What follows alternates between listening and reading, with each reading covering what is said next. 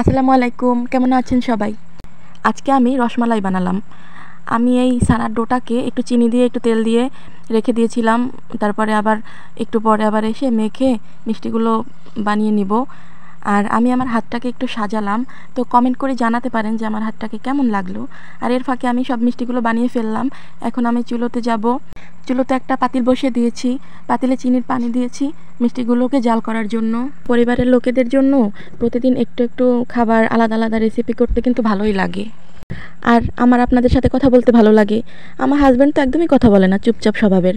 আর আমার তো বক বক করতে অনেক ভালোই লাগে, তাই একটু আপনাদের সাথে টাইম পাস করি আর আমার কাজটাও করে ফেলি। আর এই যে আমার মিষ্টিগুলো একদম ফুলে উঠেছে। আর আমি একটু ফাঁকে ফাঁকে নাড়িয়ে চাড়িয়ে দিচ্ছি যেন উপচে না পড়ে যায়। এর মধ্যেই কিন্তু আমার মিষ্টিটা হয়ে গিয়েছিল। আর আমি অনেকক্ষণ শিরায় ভিজিয়ে রেখেছিলাম, যেটা দেখাতে পারিনি সময়ের অভাবে। আর তারপরে অনেকক্ষণ পরে আমি স্ট্রেনারে রেখে দেব রসটা ঝরানোর জন্য। আর আমি আগেই দুধটাকে একটু ঘন করে জাল করে তারপর রেখে দিয়েছিলাম শিরার জন্য। সেই শিরার মধ্যে মিষ্টিগুলো একদম ঢেলে দিয়েছি। আর এইটাকে এইভাবে ৩-৪ ঘন্টা আমি ভিজিয়ে রাখবো, একদম ঢাকনা দিয়ে ঢেকে।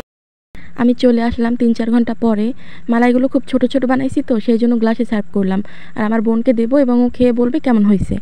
তো আমাদের যদি ভালো লেগে থাকে তাহলে অবশ্যই চ্যানেলটিকে সাবস্ক্রাইব করে দেবেন এবং লাইক করবেন। আর আমাদেরকে কমেন্ট করতে পারেন। ধন্যবাদ সবাইকে।